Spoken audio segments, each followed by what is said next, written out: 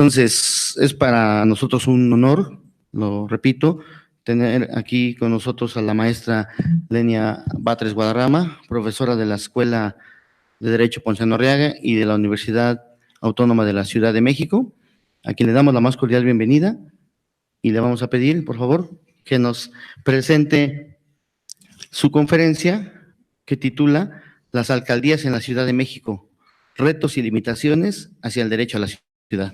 Adelante, maestra. Hola, muy buenas tardes a todos. ¿Se oye? Sí. Buenas tardes a todos. Es para mí un gusto y la distinción, obviamente, mía, que agradezco al doctor Miguel Ángel Ramírez por la invitación a este evento.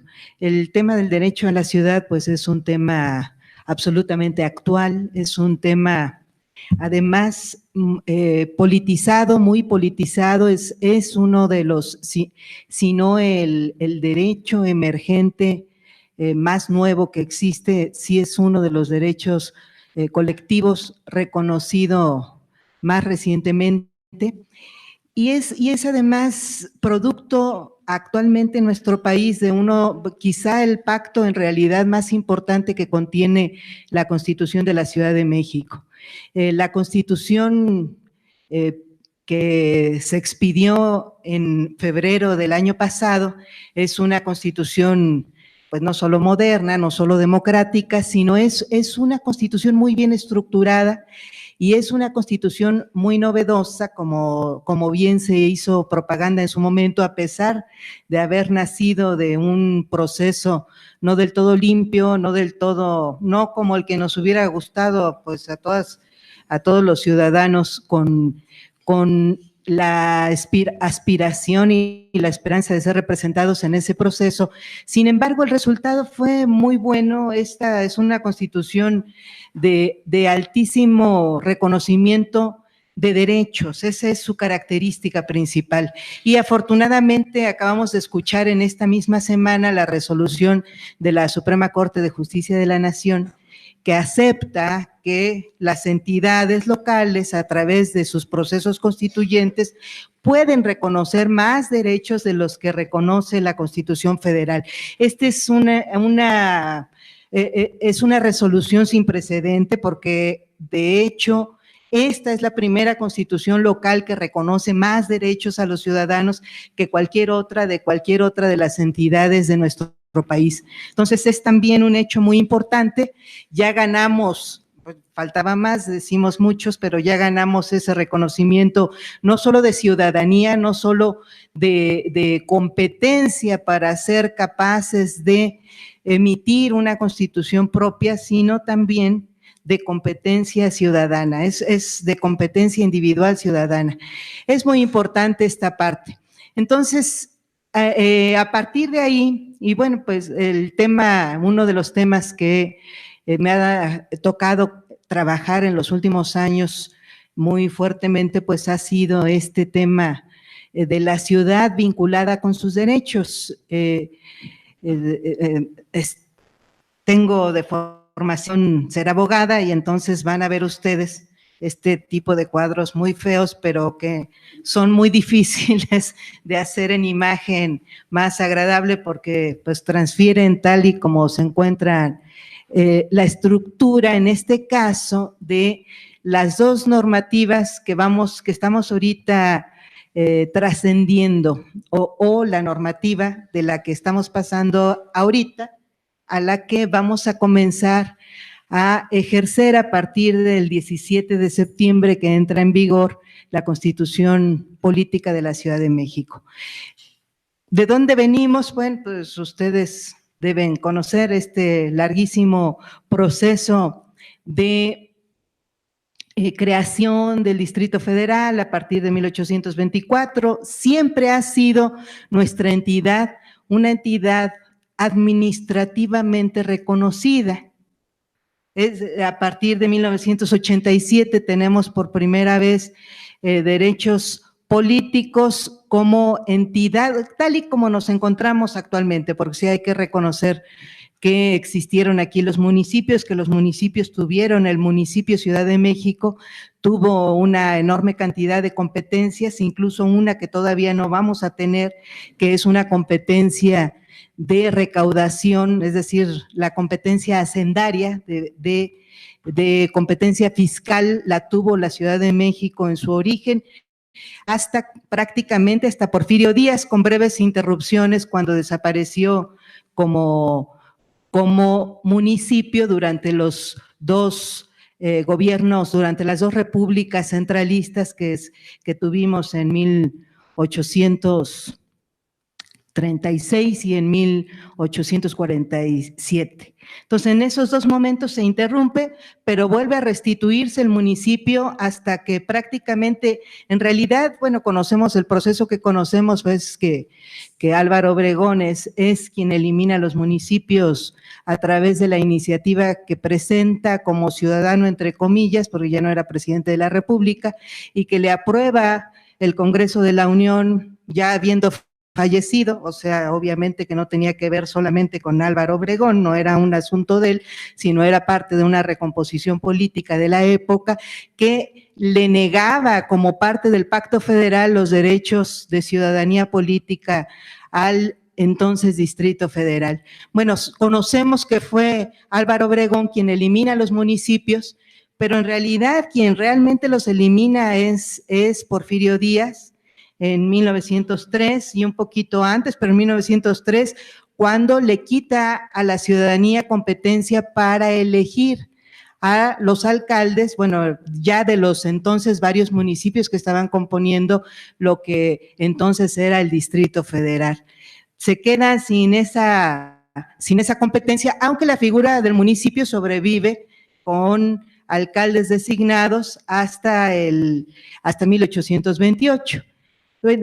Se restituyó la elección un poquito antes, hubo dos pequeñas elecciones, pero en 1928 pues se elimina completamente esta figura, y desde 1928 hasta 1987 la ciudadanía del Distrito Federal pues no tuvimos competencia para poder votar. En 1987 se crea la Asamblea de Representantes, sin facultades, en realidad no era un congreso, era una asamblea de vocación participativa que en realidad estaba eligiendo, pues así se llamaban, representantes, no eran ni siquiera diputados, y estos representantes pues solamente tenían competencia para recoger demandas y entregárselas al entonces jefe del departamento del Distrito Federal todavía, y bueno, a partir del año 2000 pues empezamos a elegir ya jefes delegacionales con facultades limitadas.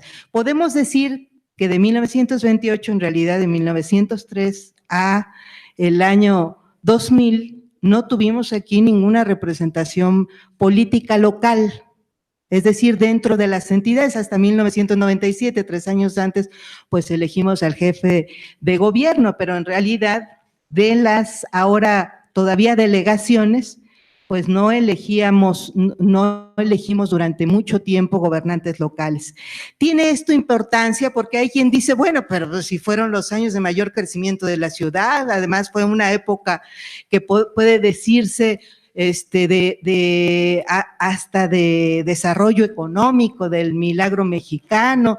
Hubo dinero, la ciudad creció muchísimo, no solamente creció en términos de extensión, sino que además creció también en desarrollo urbano, y podemos decir que es cierto relativamente, porque también creció en muchísimos asentamientos informales que se quedaron, y hasta la fecha es relativo que cuenten con servicios plenos como cuentan otras colonias, las colonias más céntricas de nuestra ciudad, pero podríamos pensar que tienen razón. Entonces hay quien dice, ¿va de veras ligado el desarrollo político con el desarrollo social, con el desarrollo económico? Y nosotros decimos, bueno, pues esto ni siquiera deberíamos preguntárnoslo, simple y llanamente, los derechos políticos, sociales, tienen que ir por una ruta, por supuesto, por separado del desarrollo de lo que solemos llamar desarrollo económico, cuando nosotros lo visualizamos de manera separada. El desarrollo económico en realidad no es nada si no significa desarrollo personal, desarrollo social de las colectividades que habitamos, en este caso las ciudades y muy específicamente la Ciudad de México. Entonces, si todo este tiempo en realidad lo que vino sucediendo fue un incremento paulatino y en los últimos 30 años aceleradísimo de la desigualdad social que se ha venido transformando cada vez más, no solo en desigualdad en términos de desarrollo humano y social de los grupos que habitamos la ciudad, sino fundamentalmente inequidad o desigualdad en términos de desarrollo territorial, que significa también desigualdad o pobreza e incremento de la pobreza si tenemos índices personales y además tenemos índices territoriales de ausencia de servicios urbanos. Entonces tenemos en realidad un enorme crecimiento de la desigualdad social, de lo que en su conjunto podemos llamar desigualdad urbana.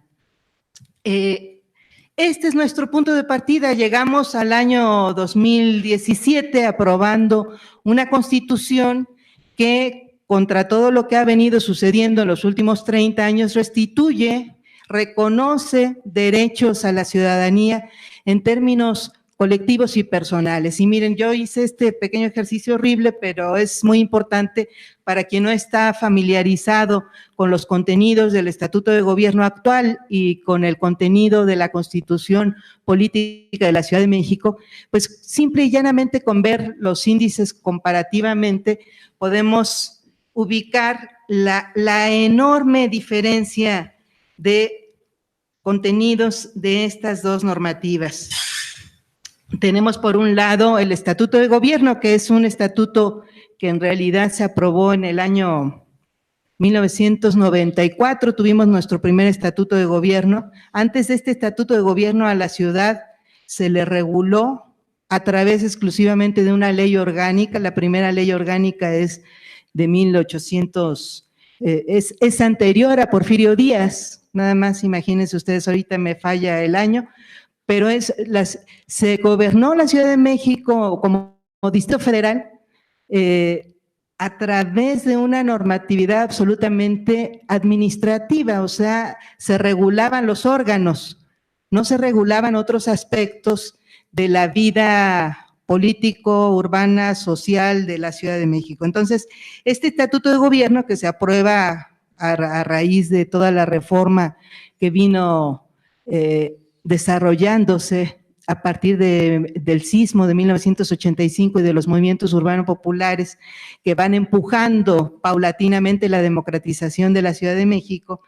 Entonces tenemos este estatuto que ya incorpora, vean ustedes, a ver si seguimos, incorpora un título primero, siempre hablan de disposiciones generales, pero ya incorpora por primera vez, un título muy pequeño de derechos y obligaciones de carácter público, porque no existían como tales, y de derechos y obligaciones de los habitantes. Sin embargo, todavía, como ha sido costumbre en las constituciones de corte liberal, siempre distinguiendo los derechos de los habitantes de los derechos ciudadanos. Ya nuestra Constitución, por primera vez, y creo que es la única del país que no va a hacer esta distinción, lo cual es muy importante porque reconoce derechos humanos y los mismos derechos humanos a cualquier persona que en cualquier carácter se encuentre en la Ciudad de México, lo cual es muy importante.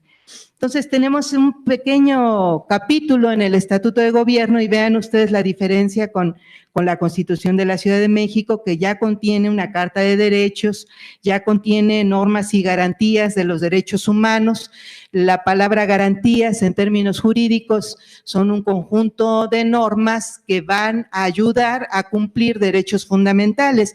Los derechos humanos son derechos fundamentales, las garantías son derechos auxiliares de los derechos humanos. Entonces tenemos además este capítulo ya como derechos humanos, un catálogo de derechos humanos de la Ciudad de México. Tenemos un catálogo también muy importante sobre desarrollo sustentable. Vean ustedes lo que es también muy novedoso, el que se encuentre toda esta parte de desarrollo sustentable unida a la parte de los derechos humanos. Son parte de los derechos y además son lo que va a conformar en realidad en los dos conjuntos lo que denominamos derecho a la ciudad. Estos derechos, tenemos además ya derecho a participar en la planeación democrática, tenemos una planeación democrática en la Ciudad de México, cosa que no estaba regulada. En realidad todo el sistema de planeación vino creciendo paralelo, es más, desde antes del Estatuto de Gobierno, tuvimos desde 1987 más o menos, tenemos planeación urbana en la Ciudad de México, en realidad muy desarticulada con el conjunto de objetivos políticos de la propia ciudad. O sea, más bien cuando se empezó a regular la planeación urbana, lo que denominamos genéricamente desarrollo urbano, en realidad se buscaba quedar bien con la primera cumbre del hábitat, porque estaba de moda, había que regular el desarrollo urbano en las ciudades y nuestro país, sin tener una legislación ad hoc, sin revisarla, totalmente separado del sistema de planeación nacional, vino y generó es más, se aprueba, fíjense nada más lo que es absurdo. En el Congreso de la Unión se aprueba primero la Ley de Desarrollo Urbano del Distrito Federal en 1976 y al año siguiente se aprueba la Ley de Asentamientos Humanos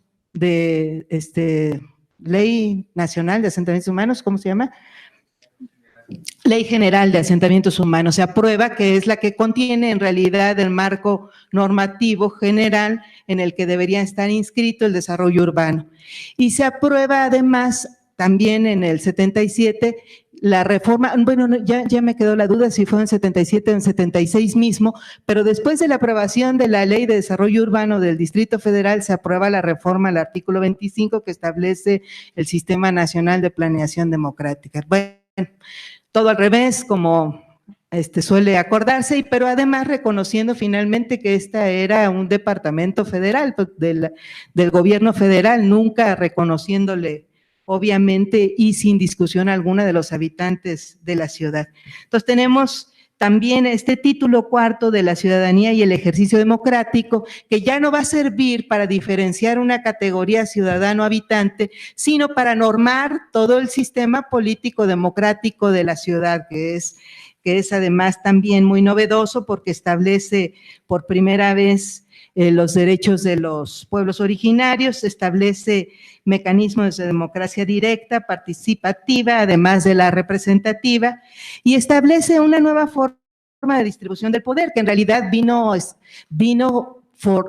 reformándose antes y viene simplemente formalizándose en la nueva Constitución, que es a través del nacimiento, bueno, de convertir los llamados órganos de gobierno en poderes, el poder ejecutivo, legislativo, judicial, pero además reconociendo órganos autónomos que ya existen, como el de transparencia, el Instituto Electoral, y la Comisión de Derechos Humanos del Distrito Federal. O sea, simplemente se reconocen, afortunadamente no se crean nuevos, porque ya es una burocracia enorme. Genera también este nuevo apartado sobre seguridad ciudadana. Desafortunadamente no es novedoso para nada en este capítulo, no tiene contenido participativo, ojalá esa parte se logre enriquecer pronto. Y se crean, pues yo creo que además la parte institucional en esta reingeniería que aparece en nuestra nueva Constitución de la Ciudad de México, pues van a ser las alcaldías. Las alcaldías tienen dos enormes méritos. Uno es romper el gobierno unipersonal que tenemos, es el único gobierno monárquico que tenemos en todo el país, monocrático, una sola persona gobierna delegaciones que son el equivalente en algunos estados a 10, 20 municipios pequeños. O sea, son delegaciones poderosísimas. Iztapalapa, Gustavo Amadero tienen presupuesto equivalente al estado de Colima, por ejemplo. O sea, son delegaciones enormes que afortunadamente pues van a romper ya la estructura de gobierno unipersonal, de gobierno monocrático. Y se crean estos consejos con un diseño en realidad bastante deficiente todavía, pero con representación proporcional y con dos facultades muy importantes que van a ser la aprobación de los planes de gobierno y de la cuenta pública. Es decir, va a haber por primera vez en las delegaciones, por primera vez desde la desaparición de los municipios, órganos colegiados representativos de la sociedad local que van a aprobar el presupuesto local. Y viene acompañado además de también una medida nueva que aun cuando no se le otorga en esta Constitución facultad de generación de ingresos propios a las alcaldías, es decir, no pueden cobrar impuestos, le denomina Hacienda Unitaria a nuestra Constitución local, van a tener, sin embargo, facultades autónomas para el ejercicio presupuestal. Y esto es muy importante porque hasta la fecha hay una absoluta sujeción de lo que llamamos gobierno central, el gobierno de la ciudad, a las 16 delegaciones. Hay una sujeción total y bueno, además, bueno, la Asamblea Legislativa bastante caprichosa a la hora de distribuir los recursos entre las delegaciones. Ya en la Constitución se obliga a una sola fórmula, quiere decir que van a desaparecer las asignaciones que están dispuestas en el propio presupuesto cada año de manera arbitraria.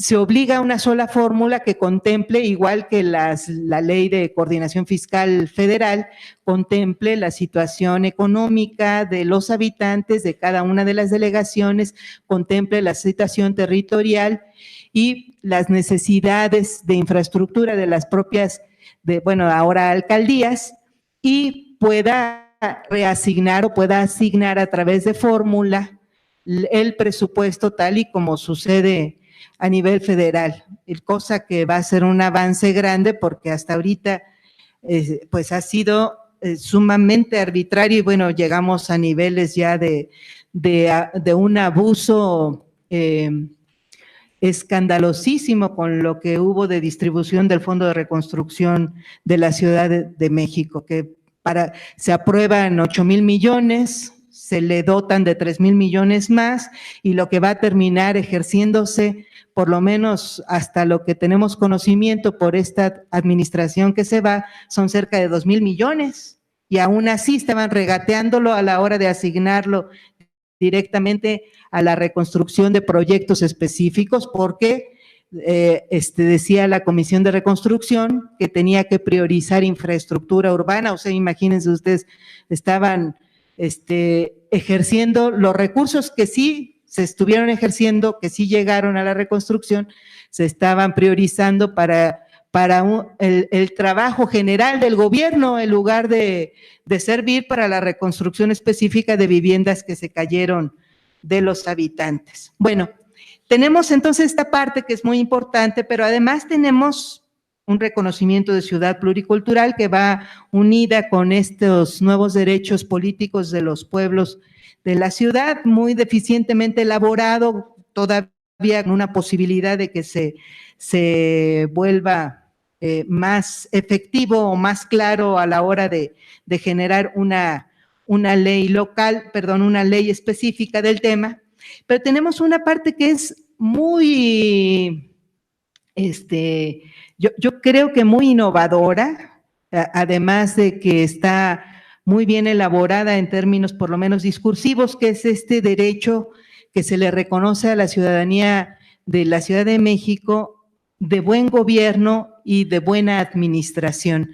Este es un derecho que ha venido en algunos países europeos, ha venido reconociéndose. En realidad no se trata de otra cosa, sino del derecho a no ser estafados por la corrupción y a no vivir permanentemente administraciones ineficientes que no tienen ni mecanismos de ni mecanismos técnicos de administración moderna, ni mecanismos de evaluación de las políticas públicas que ya se están utilizando en todos lados, que muchos organismos internacionales, quizá el más importante para efectos de América Latina, es CEPAL, viene impulsando y que deben servir como herramientas de buen gobierno. Entonces, no se trata más que de, junto con la planeación, impulsar mecanismos de administración más innovadora.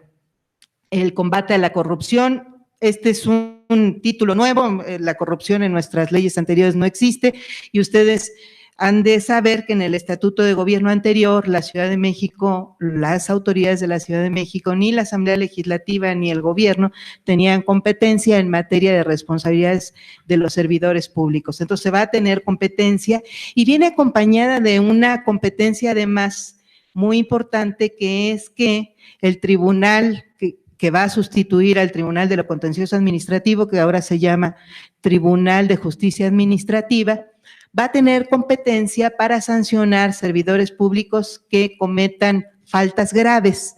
Es decir, ya no se va a quedar en organismos que sirven nada más para legitimar actos propios de gobierno, porque son nombrados por el propio gobierno, por el propio titular del gobierno, que son las contralorías, sino que pasa a un organismo, pasa al otro poder, como en la teoría nos dice debería suceder, el control de la conducta de los servidores públicos. Esto es, yo creo que una de los elementos más importantes de la nueva Constitución. Y viene acompañado pues con un régimen de responsabilidades. De hecho, ya se aprobó la primera ley de responsabilidades de servidores públicos aprobada por una autoridad local. Ya la Asamblea Legislativa aprobó esta ley. De hecho, entró en vigor ya, no estaba sujeta a la entrada en vigor de la Constitución local, sino que estaba sujeta a la entrada en vigor de la reforma misma constitucional federal del 2016, y entonces tenemos ya funcionando estos órganos, que es bueno, estos nuevos mecanismos. Y finalmente, pues viene este contenido de carácter general que siempre contienen las constituciones de cómo deben reformarse,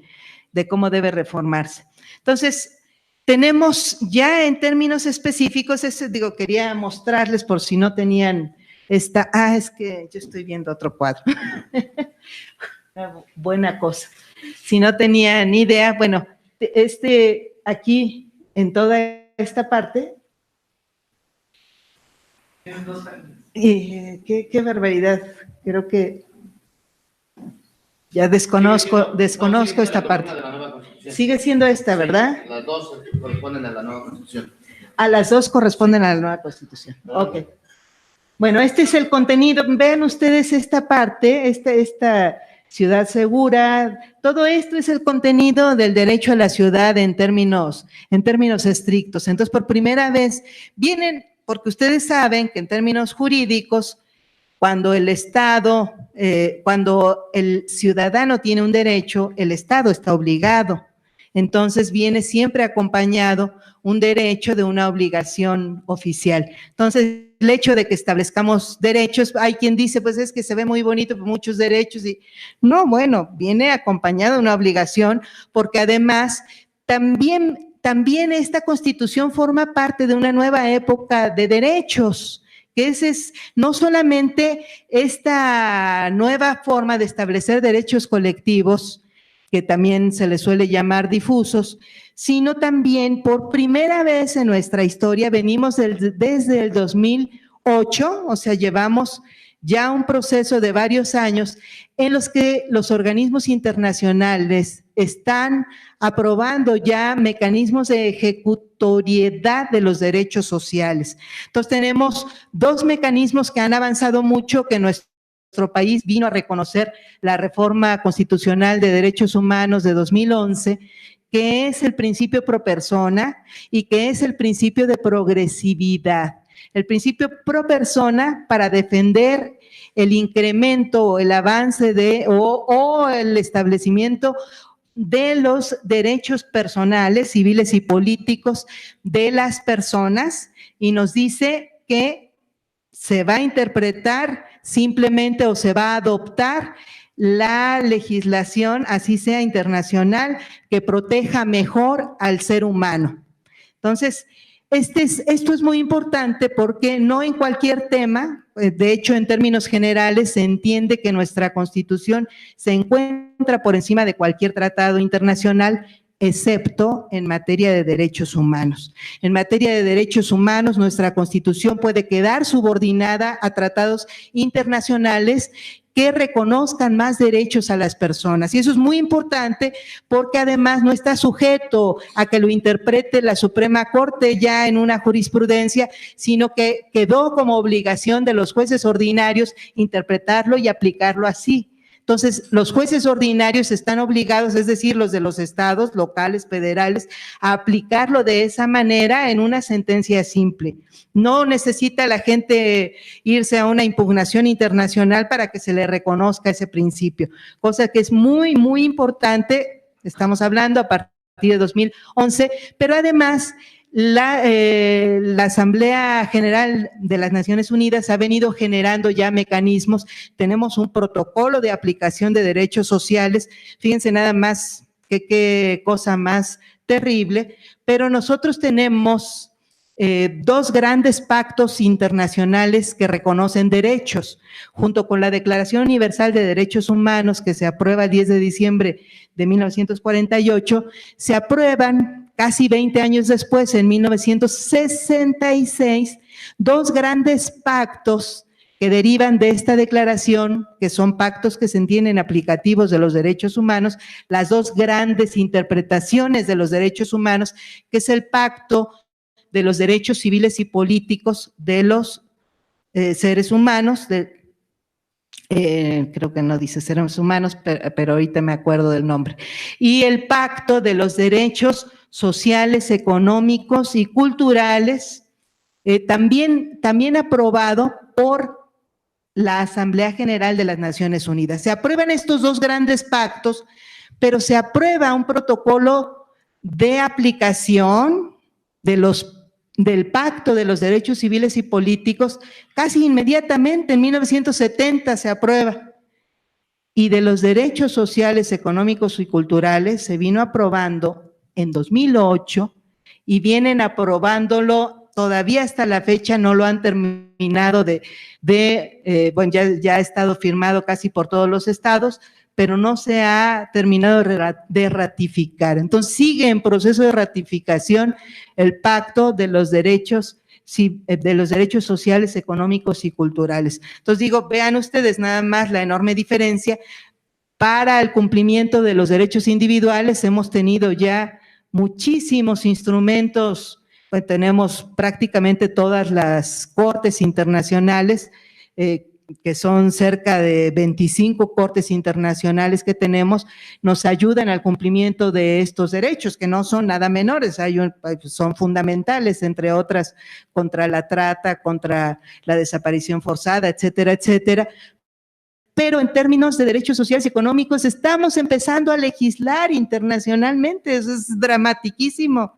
O sea, derechos reconocidos desde hace más de 40, 50 años, desde hace más de 50 años a la fecha estamos, y ahí entra justamente en ese contexto el empezar a ensayar lo que ya nuestra Constitución está haciendo, de legislar, de convertir en ejecutables derechos colectivos tan difícilmente interpretables como son estos derechos como este derecho a la ciudad, lo que estamos denominando derecho a la ciudad, que va a finalmente a conjuntar una cantidad enorme de aspiraciones de vida territorial de los ciudadanos, no solamente nuestros derechos individuales aterrizados en nuestro contexto, en nuestro hábitat, sino además derechos que deberían ser los mismos para cualquier ciudadano que vivimos en una misma ciudad: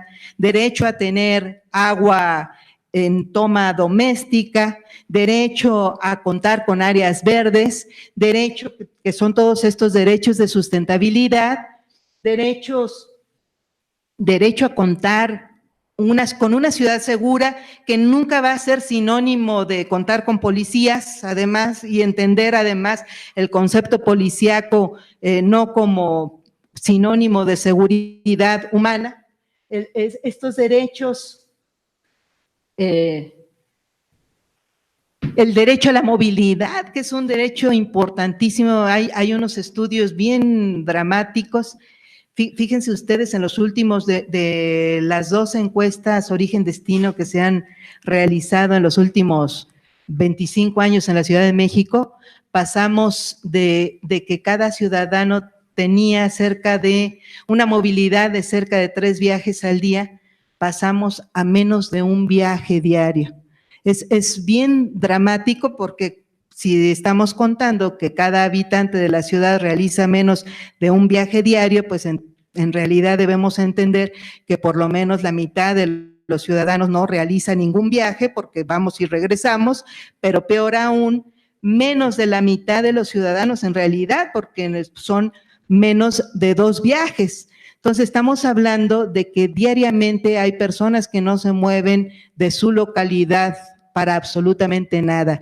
Esto significa lo que algunos estudiosos denominan unas nuevas formas de segregación originadas por el costo de la movilidad urbana y, bueno, por las dificultades de la movilidad urbana. ¿Quién vive esas dificultades? Pues quien vive en zonas más lejanas. Entre más lejano, entre menos capacidad económica se tenga, pues obviamente, y entre menos posición de instrumentos de movilidad tenga a la mano, pues obviamente que se quedan en sus lugares habitacionales. En todo este esquema, en todo este entramado de desarrollo de derechos, de nuevos derechos sociales reconocidos, que se van legislando además de manera apenas muy actual, es decir, forman parte de una nueva generación de derechos, pero además forman parte de un nuevo aspecto de generación de derechos, que es la aplicabilidad de los derechos sociales. Pues tenemos también un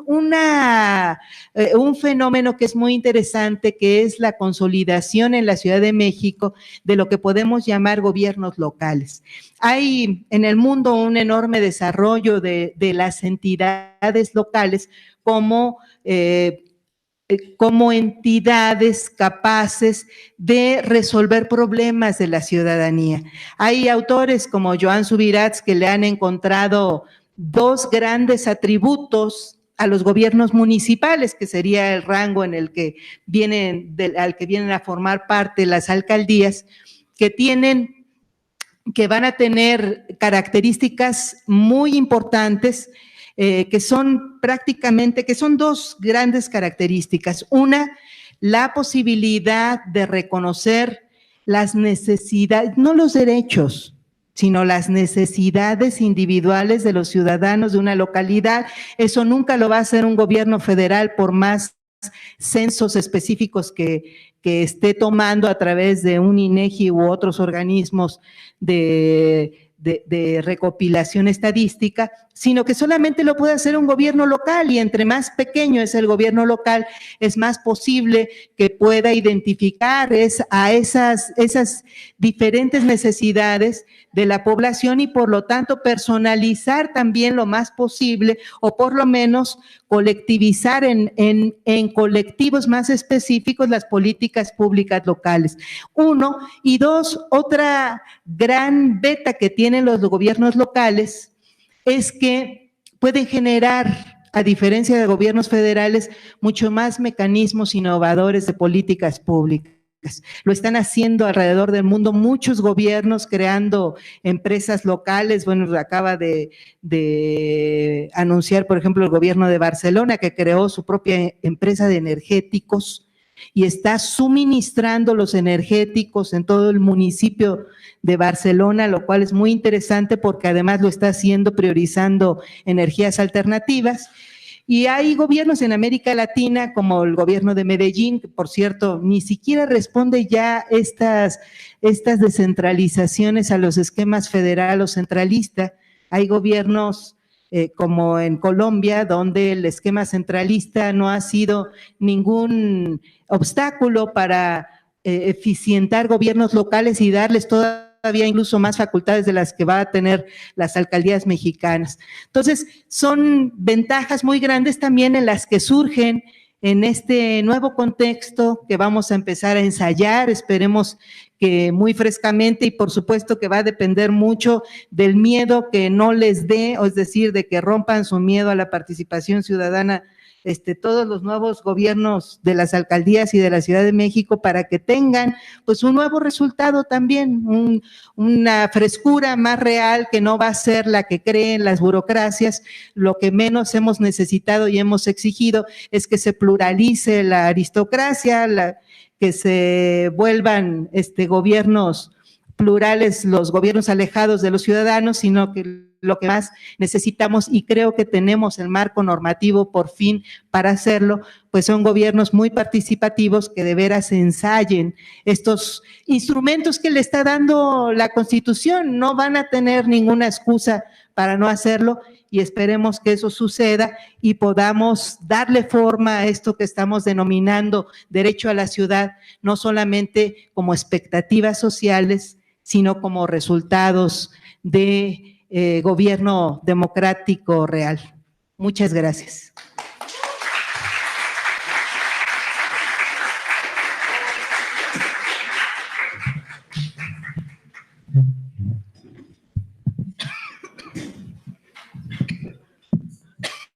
Muchísimas gracias a la maestra Lenia Batres por esta muy interesante conferencia, que, como pudieron ver, resalta el progresismo, por decirlo de alguna manera, de la Constitución, a pesar de que ha recibido críticas esta Constitución, de que por supuesto es perfectible, de que se debatieron en la Suprema Corte controversias constitucionales, ¿no? Y mecanismos de inconstitucionalidad.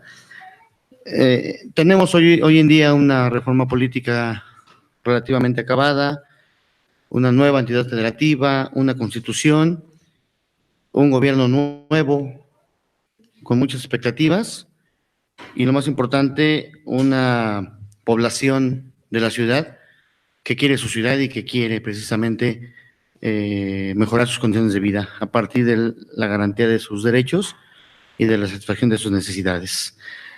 No me quisiera hacer otros comentarios para que por favor vayan anotando si es que quieren realizar alguna pregunta. Es sumamente interesante, por ejemplo, el planteamiento de esta resolución de la Suprema Corte, ¿no? En el sentido de que una entidad federativa puede incluir en su constitución derechos que no estén contenidos en la Constitución Política de los Estados Unidos Mexicanos. Eso es, creo que, fundamental. Y esto va a permitir que la Ciudad de México siga siendo una ciudad de avanzada en ese sentido. Esta idea que nos plantea la maestra de que el derecho a la ciudad es una lucha por un desarrollo social colectivo, ¿no? Que apunta precisamente a que estos derechos que están contenidos en estos pactos internacionales, bueno, puedan realmente traducirse en políticas públicas a partir de estos nuevos mecanismos que implementa la propia nueva Constitución. Esta idea que rescató también del derecho a la ciudad como el derecho a la participación en la planeación democrática de la Ciudad de México, que, como lo habíamos comentado, se relaciona con una sociedad civil fuerte, pero también con nuestro derecho al buen gobierno. Fíjense nada más, algo sumamente interesante, ¿no? Habría que analizarlo más a fondo, pero sin duda necesitamos también recuperar experiencia de otros movimientos sociales, y aquí la idea de buen gobierno, si bien no la inventaron los zapatistas, ¿verdad? Por supuesto, están presentes las comunidades indígenas con el derecho a la identidad cultural, a la pluriculturalidad, ¿no? Y esta necesidad de relacionar el ejercicio del gobierno con las cuestiones éticas, no solamente por el combate a la corrupción, sino por esta nueva forma de ejercer el poder. Algo que también me llama mucho la atención es esta nueva fórmula en la asignación de recursos, ¿no? Que va a dar más equidad, eso esperemos, a las entidades para que puedan realmente atender las necesidades de la población. Y por último, esta idea, ¿no?, de que con estas nuevas atribuciones, pues, las alcaldías puedan fortalecerse como gobiernos locales, en un contexto obviamente global, pero dándoles atribuciones, en la medida en que son los gobiernos, como todos lo sabemos, más cercanos a la población, y tenemos que darles capacidades precisamente para que satisfagan las necesidades de la población y garanticen los derechos, ¿no? Me parece sumamente importante la contribución que hace la maestra Lenia. Le paso la palabra a Mijael para que... Sí. Bueno, vamos a una pequeña ronda de preguntas. ¿Quieren hacer una pregunta? Levanten la mano. Voy para allá. Ok, 1, 2, 3, 4. ¿Sí? Pues me paro, sí, no hay problema. Sí. Se está transmitiendo en vivo por el canal de YouTube de la Facultad de Ciencias Políticas y Sociales. Entonces vamos a pedir que quien quiera hacer una pregunta se pueda acercar para que pueda hablar al micrófono, por favor. Sí. Paso.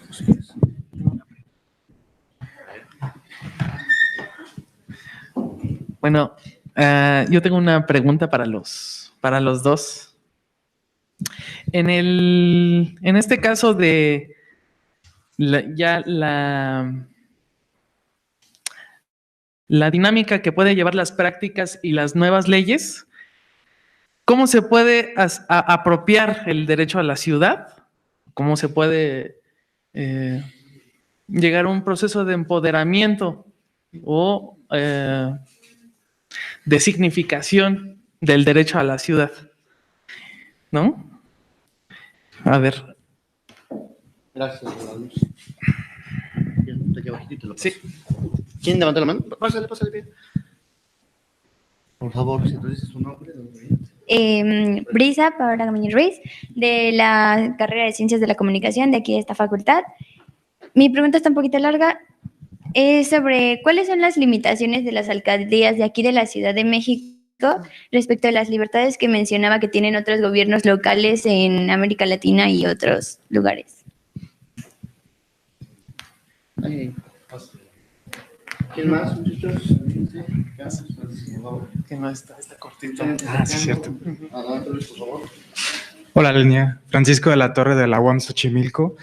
Hoy hay un tema que se nos fue en el proceso de la Constitución y que siempre en los foros sale o debe salir, que es el de las plusvalías o el de la recuperación de los derechos de desarrollo. ¿Qué pasó ahí? A ver si tienes alguna reflexión, pero sobre todo, ¿qué hubiera pasado si se hubiera aprobado con las alcaldías? ¿Hubiera sido algo positivo o negativo a nivel alcaldía esa recuperación de derechos de desarrollo, ¿no? Gracias. Hola. Yo pienso que el derecho a la ciudad va más allá del derecho al agua o al derecho al aire limpio o al derecho a que no se maltraten los animales, bueno, los que venían ahí en la Constitución, sino sobre todo el derecho a la ciudad es el derecho a incidir en el desarrollo propio de la ciudad. Y vemos que en la Constitución ese derecho a incidir en la planeación no está evidenciado, no está escrito tal cual. De hecho, si revisamos un poquito más a profundidad, la planeación se le encarga a un instituto de planeación y prospectiva. Un instituto del cual pues no están representadas directamente los ciudadanos. Están ahí como actores pues los académicos, bueno, así está integrado por lo menos en la letra de la Constitución. Hay académicos, especialistas en el desarrollo urbano, pero no están las voces de la ciudadanía. Entonces, ¿cómo hablar de que esta es una constitución de avanzada, progresista se dice, cuando se le deja a un grupo de técnicos, de especialistas, entre comillas, en el desarrollo urbano y se ignoran las voces de la ciudadanía? Es un poco complicado verle el progresismo a dejar la planeación urbana en un instituto. Peor, es muy difícil hablar de planeación democrática cuando este instituto, por ejemplo, se arroga el derecho de la firma activa ficta, que ya muchos vecinos habían denunciado como un ejercicio autoritario. Nada más recordando, la afirmativa ficta es que si este instituto,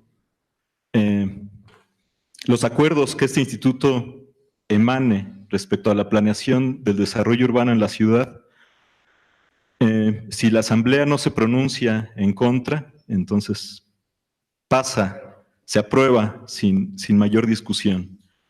Y en una asamblea donde Morena puede tener la mayoría contundente, pues puede ser que esta planeación democrática quizás sea más autoritaria que en tiempos del PRI.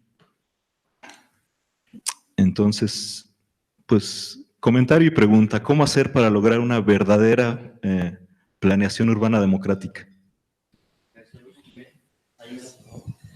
Perdón, muchas gracias. Sí, Sergio Martínez de la UAM Xochimilco.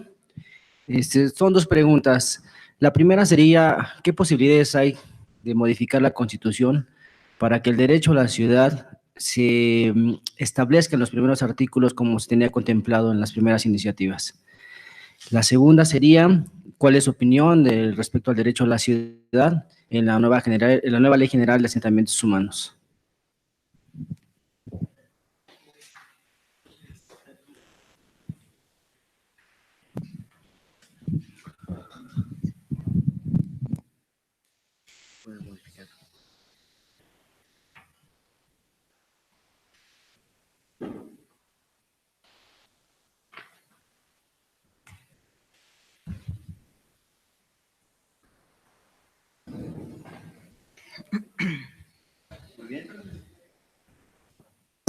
Muy bien, muchísimas gracias por sus excelentes intervenciones y sus críticas preguntas. Eso me parece genial. Entonces, vamos a dar la palabra a la maestra Lenia Batres para que nos dé su respuesta. Y en donde se me interpeló, yo podré dar algún comentario breve. Por favor, maestra. Sí, cómo no. Bueno, preguntaban de qué formas de apropiación, empoderamiento, significación del propio derecho a la ciudad junto con la nueva legislación, ¿verdad? Bueno, obviamente que tenemos, pues en realidad, pues se ha transformado mucho pues, la idea de Henry Lefebvre respecto del derecho a la ciudad. No tiene nada que ver con lo que en las cartas de los derechos a las ciudades se han venido aprobando como plataformas en realidad políticas porque tampoco han sido normativas.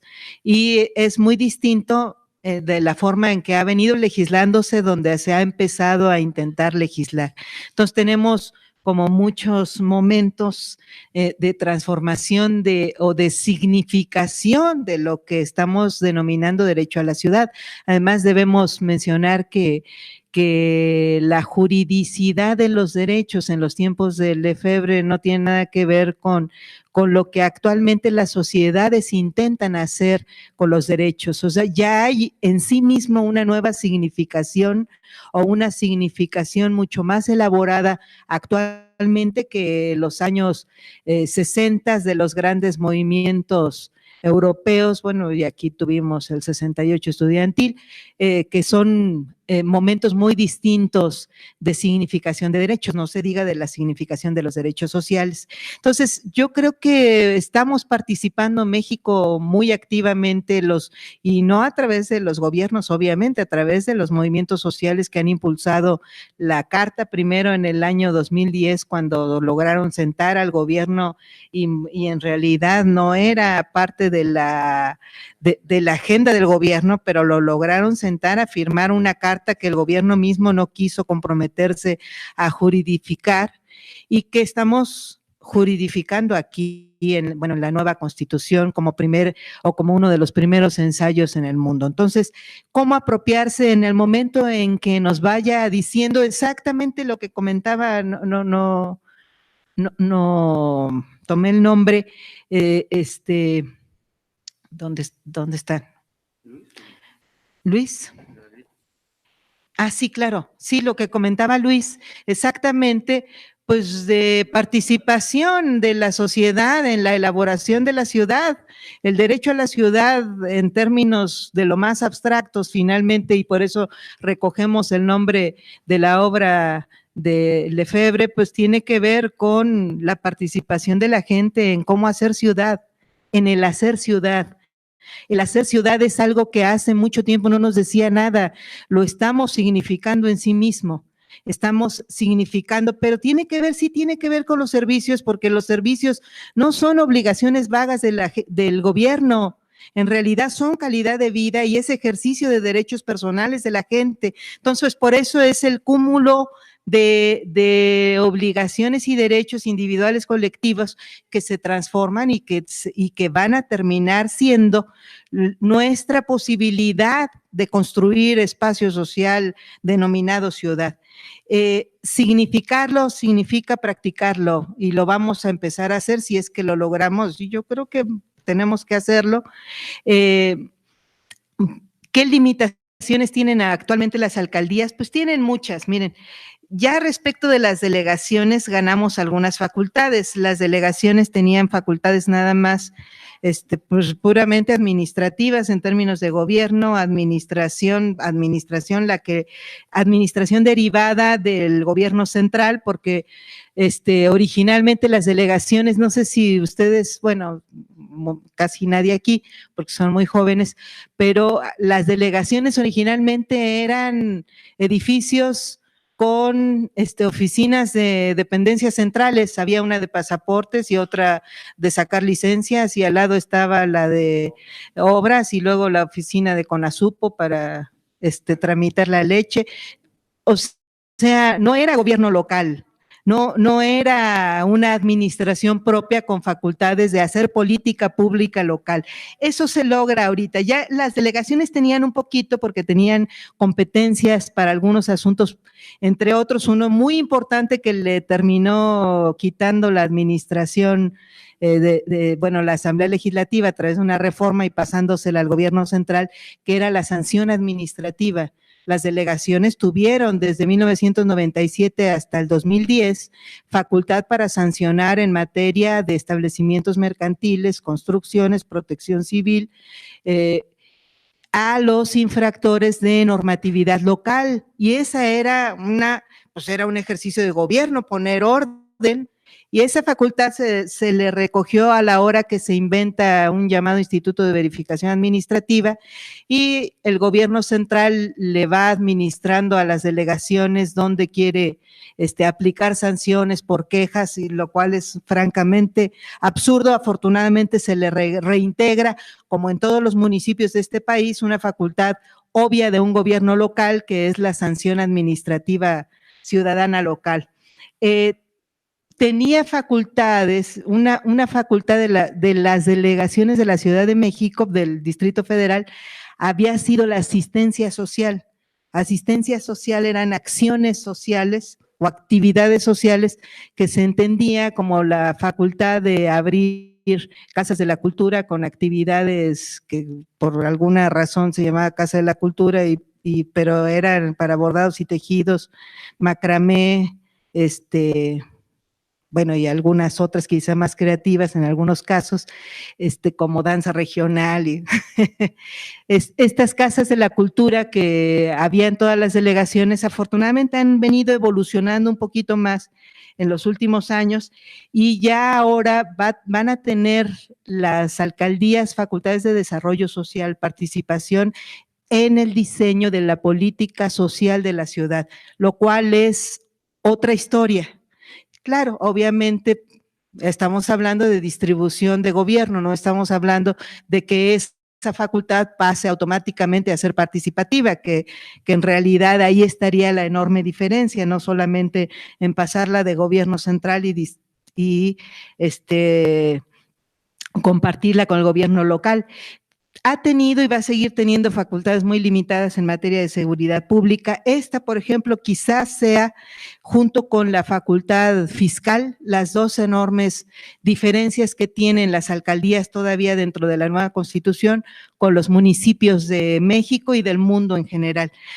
casi toda la facultad de ingresos de recaudación fiscal se encuentra concentrada en el mundo en las entidades locales. En los sistemas federales se supondría, como el caso canadiense, estadounidense, alemán y otros, que debería recargarse ahí la recaudación, y hay sistemas centralistas que se recargan en la recaudación municipal. Aquí, siendo federal, entre comillas, nunca, bueno, no tenemos actualmente, sí lo hemos tenido por tiempos, por épocas, pero no tenemos actualmente una fiscalización, una recaudación fiscal de los municipios del país en general fuerte, que viven prácticamente del predial, pero de la Ciudad de México absolutamente nada. Esa es la gran diferencia. Respecto de ¿cómo se va a remediar todo esto del Instituto de Planeación? Bueno, la Constitución no cierra la posibilidad, y no es la Constitución la que le manda la afirmativa ficta, que le arrebata a la Asamblea la facultad. En realidad es ahorita la Ley de Desarrollo Urbano, esa es la que no se ha movido y se tiene que mover, y es el programa, tanto el actual como el que se propone, el que le está quitando facultades o posibilidades de planeación democrática a las comunidades. Yo creo que eso se puede resolver, me pareciera, tengo la impresión de que hay buena voluntad para eso del gobierno, me pareciera que debiera haber más fuerza social exigiéndolo, por supuesto, la participación en la planeación urbana, y no solo en la planeación urbana, en toda la planeación. O sea, este Instituto de Planeación va a generar planeación urbana, pero también planeación económica, pero también planeación en materia ambiental, pero además tenemos otra planeación planeación territorial, y tenemos la planeación social de los programas sociales. Nuestro esquema de participación en los programas sociales es ridículo. Esto del presupuesto participativo debe acabarse, pero ser sustituido, no reintegrado al centro, sino renovado por un esquema mayor de participación. Hay en América Latina muchas experiencias de presupuesto participativo real que deben servir de inspiración a los nuevos gobiernos, y sí atraviesa por lo local, pero además por mecanismos de participación directa, mucho más claros, como puede haberlos. El esquema del, ¿cómo se llaman estos programas de mejoramiento barrial? Es un esquema más real, participativo. Si se pasara a esquemas muy parecidos, pues podría ayudar, tanto de ejecución de gasto directo de la gente, pero no necesariamente, aunque sí, obviamente, de planeación, y sí, obviamente, de evaluación. Aunque se licitaran obras, si las obras nacen de la necesidad y de la opinión de la gente, pues es otra historia distinta a lo que venimos viviendo desde siempre, de obras públicas que son como lanzadas desde quién sabe qué espacio, y a veces se quedan vacías. Entonces hay centros sociales que nunca son habitados, ¿no? En Gustavo Madero tenemos más de un ejemplo al respecto, y luego son delegaciones con unas necesidades impresionantes, tanto de reconstrucción de tejido social como de características de pobreza muy fuerte. Entonces, pues es el colmo que no se hagan bien todo tipo de obra pública al respecto, ¿no? Entonces, creo que ahí es donde, pues ese es el tema, en realidad. Obviamente que ese es el tema de la democracia, y ese es el tema de la diferencia entre cualquier administración. No es un signo distinto si la práctica no es distinta, y no es la etiqueta la que hace a los gobiernos distintos.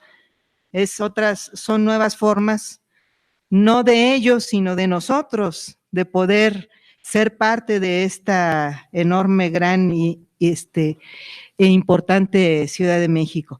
Y finalmente, sobre lo de la plusvalía, las plusvalías, es muy importante. Ojalá, ahí hay un problema muy en realidad elemental, francamente pueril, que sucede en México, que es que tenemos una derecha más fundamentalista que las derechas estadounidenses o de otros países, porque Estados Unidos prácticamente todas las ciudades tienen esquemas de recaudación vía las plusvalías que obtienen a través de las nuevas construcciones, obtienen directamente recursos para cada uno de los territorios locales. Hay municipios fuertísimos en Estados Unidos, uno es Nueva York, otro es San Francisco, que viven importantemente de las plusvalías urbanas. Cada nuevo desarrollo le genera enormes ganancias, no al municipio, no, bueno, que en el caso de Estados Unidos, no a los condados, ni al gobierno estatal, sino a las zonas inmediatamente aledañas a la construcción de los megadesarrollos. Entonces, en Brasil lo han practicado mucho, estaba oyendo hace unos días, es actualmente la segunda fuente de ingresos de Sao Paulo y de Río de Janeiro, o sea, es importantísima la recaudación vía plusvalías, pero resulta que en México aquí a alguien le sonó marxista, se espantó y dijo, ¿de veras? Esa es la explicación pueril realmente, y lo han obstruido cuando podría ser un elemento de desarrollo local que debe ser contenido, porque tampoco se trata de que se construya lo que sea a cambio de invertir localmente, ¿no? O de pago de resarcimiento local. Debe ser de todas formas regulado, pero sí sería más aún por todo lo que ha sucedido en la ciudad. Llevamos 20 años de superexplotación urbana en construcciones y estamos hablando de edificios habitacionales, ni siquiera para quienes más necesidad tiene de esas habitaciones, de esas viviendas, sino para sectores medios y altos, lo cual es francamente absurdo. Y estamos hablando de centros comerciales, vivimos un boom de centros comerciales en una misma avenida. Bueno, alguien contó en Avenida Universidad, yo había contado 5, alguien contó que ya llevan 7 en una extensión de menos de 3 kilómetros, 7 centros comerciales. Es una locura, es una cosa absurda que obviamente no tiene justificación de necesidad de los habitantes, ¿verdad? Entonces, creo que estamos en buenas posibilidades de avanzar con este derecho a la ciudad en su práctica, y creo que nos toca a nosotros, habitantes de esta ciudad, empujarlo mucho, empujar su contenido.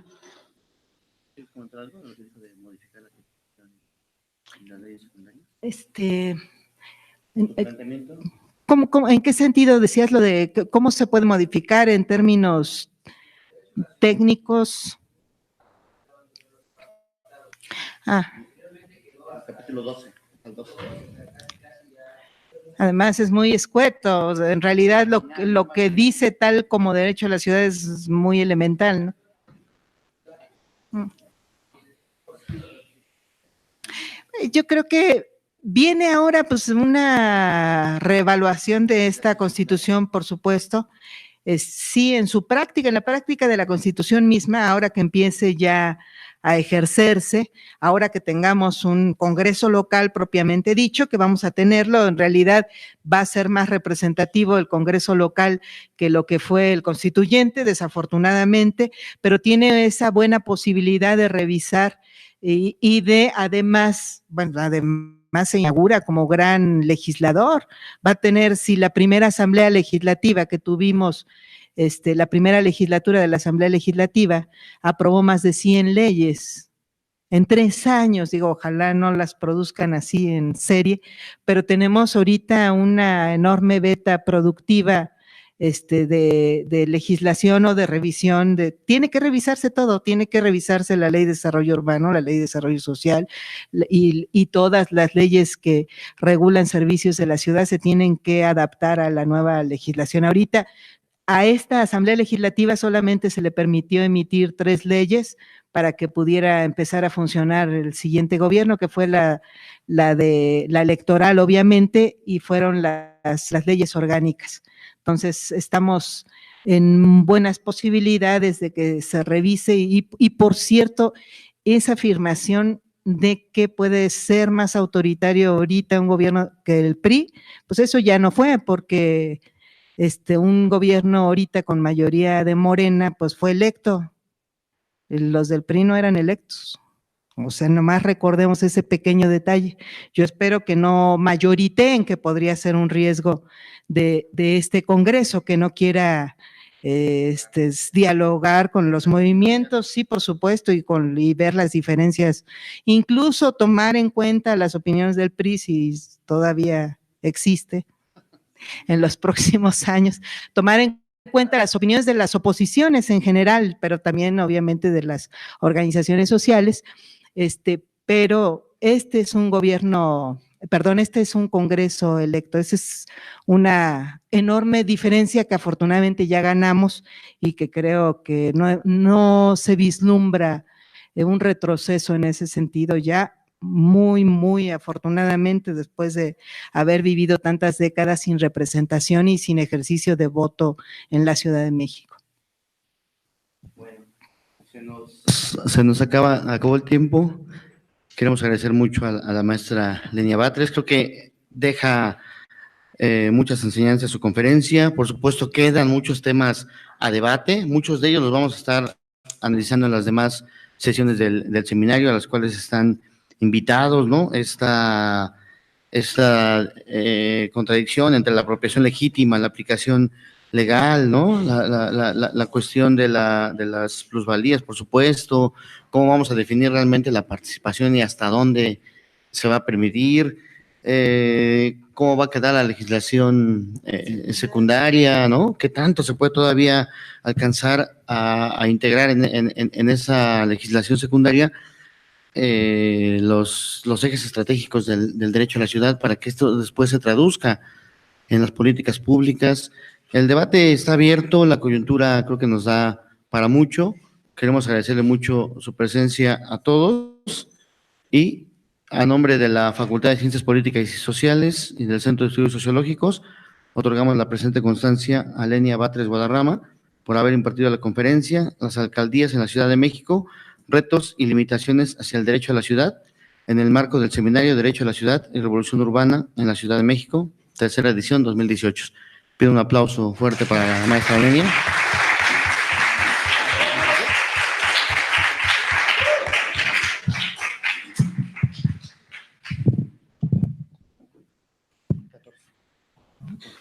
Compañeros, les recuerdo, nos vemos el 14 de septiembre a la misma hora, en el mismo lugar, nos vemos a las 5, de 5 a 7, y se va a seguir vendiendo el libro de Derecho a la Ciudad.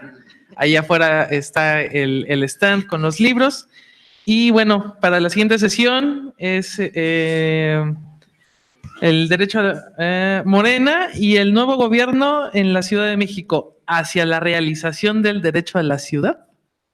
Ahí vamos a contar con representante de Morena por definir y pues los esperamos.